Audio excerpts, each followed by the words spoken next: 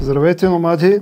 Днешното видео го записваме като подвидео на видеото, което излъчихме последно, и това е бюджетна отоплителна система за кемпери и каравана. Понеже има коментари, на които ако тръгнем да отговаряме в писмена форма, много ще се разводним, затова ще отговорим по този начин, като ще ги започнем един по един съответните коментари и ще гледаме така да дадем малко по-разширен отговор на нещата. Има коментар за да направим водна система с водна дизелова печка, която да включва топлообменници определен тип. Тук е казано Аризона, те може да са Аризона, може да са всякакви други топлообменници, която пък водна система да бъде свързана и с водната инсталация на самия автомобил. Да, това нещо ще го направим, само че там нещата са малко по-сериозни от към подготовка, смисъл такъв, че физически няма как да я свържем към буса, нали? Но това нещо може да бъде симулирано, като направим един байпас там между две тръби. Тая инсталация също е много интересна, защото пък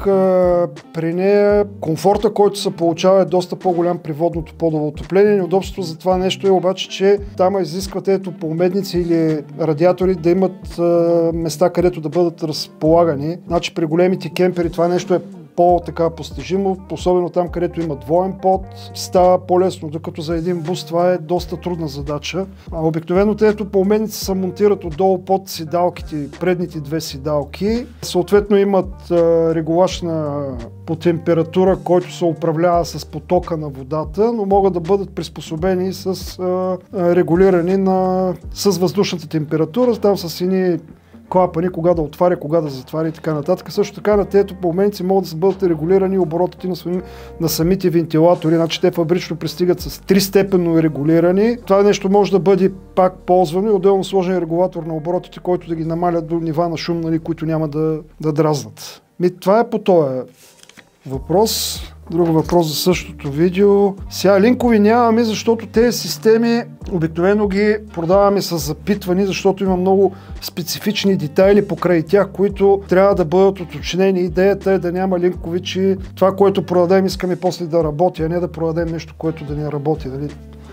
Затова е добре, ако имате интерес към този тип продукти, просто звъннете на телефона. Телефона ни го има в сайта и моят телефон е там също сложен. Когато бъде обсъдена цялостната система, тогава може да направим конфигурация, цена и съответно да инсталирайки да бъде функционално, всичко да е окей. Това е по този въпрос. Другия, искам да попитам дали може да се направи комбинирано отопление на газ и на дизел.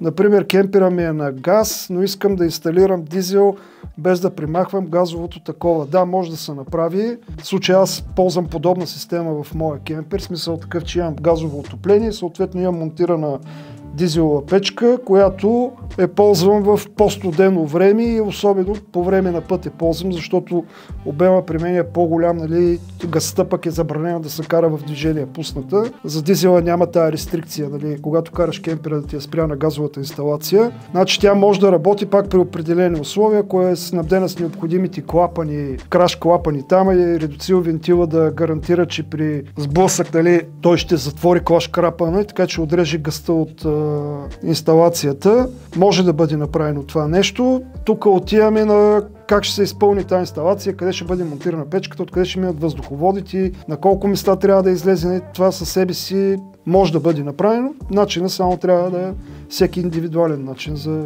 изпълнение. Така, следващ въпрос. Това е много интересен въпрос. Здравейте, имам монтирана такава печка в буса и съм доволен. Искам да монтирам същата в работилницата в мазе. Мога ли по някакъв начин да изкарам димните газови над нея горе-долу 50 см? Да, можеш да си монтираш такава печка. Даже тук ще дам сега една идея, която съм видял в интернет специално за такава печка, нали, монтирана и как това, ако е дизела, да речем, това химикал, пишете са къса. Черта изходящите газови, значи няма да стане с това химикал. Дай нещо, дето... Мерси. Хората взимат един варел. В общия случай, колкото е по-голям варела, толкова по-добре. Като изходящите газови от печката се вкарват във варела и от долната страна от варела излизат.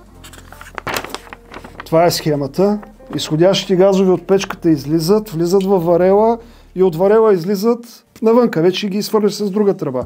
И сега какво се получава? Температурата на газовите загрява този целият обем на варела, работи като някакъв вид акумулатор, акумулира енергията и после отдава. Това сериозно, тази схема работи. Във Фейсбук има една група, която пишат само за този тип отопление, нали? И там не само варел, тук може да бъде сложен и някакъв стар радиатор такъв за отопление било, ако е чугунен пак най-добре. Тук варианти всякакви за изхода. Принципно да, могат да се използват за отопление в всякакъв вид такива помещения, които са за работа. За вкъщи не е много практично, защото пак трябва да я вадиш на някаква тераса или нещо от сорта. Като... Сега тук има въпроса, който казва, че човека ползва такава печка, снабдена с всички датчици, които изписват грешки и печката спира. Да, така е. Проблема на тези бюджетните печки е, че поне при нас това, което се е случвало, не толкова дефектирали датчици, колкото проблем с самата инсталация на печката. Какво имам в предвид? Не в самата печка, тези букси, които са за връзката между управлението горе и самата електроника долу на печката. Тая букса на вода не издържа много дълго време. Значи това, ако не се изолира било то с някаква самовулканизираща лента тип Бишоп или някакво голямо термосвиваемо, което да може да сгъне и да запечата тая връзка, обикновено след година и половина самите електрически връзки почват да се окисляват, съответно оттам почват всичките проблеми, нали, с самата печка. Така. Здравейте, искам да попитам, при зимни условия, когато работи печката, това означава ли, че ще имаме постоянно топла вода в бойлера? Да, значи работи ли печката, бойлера за около 30 на 40 минути се стига температурата, която излиза от печката и изчерпвате водата, ще й трябва някакво определено време пак да загрее. Или ако не изчерпати цялата, пък това време за загряване ще бъде съответно по-малко. Може да се ползва тази печка. Сега аз тук мернах и един друг въпрос, ама нещо не го намирам, който също е интересен да се знае за този тип печка. Сега за хората, които имат кемпери и искат да си сложат такъв тип отоплител като втори отоплител и ползват и примерно инсталация, която е инсталация на трюма комби. Това е масовката, сега няма значение колко киловата е. А ако се опитвате да влезнете във въздуховодите на трюмата и да ползвате тях като мрежа, с която да принесете топлия въздух, това нещо няма да се получи. Ние се опитвахме доста време да го направим това нещо, но загубите с намалянето на сеченията стават много голями и ефектът е почти никакъв. В смисъл такъв, че печката не може да избута въздуха навсякъде. Може би ако се заиграете с някакви допълнителни помощни вентилатори по трасето, което да избутват допълнително въздуха, може и да стане, но пък то вече не се струва всичките усилия като цяло да се правят. А ако имате други въпроси, ги пишете долу в коментари. Ще се опитваме така да отговаряме с някакво по-кратко видео, защото мисля, че това е така да не влизаме в някакъв режим на писане, защото това отнема много време, пък така става много бързо. Чао, благодаря за вниманието!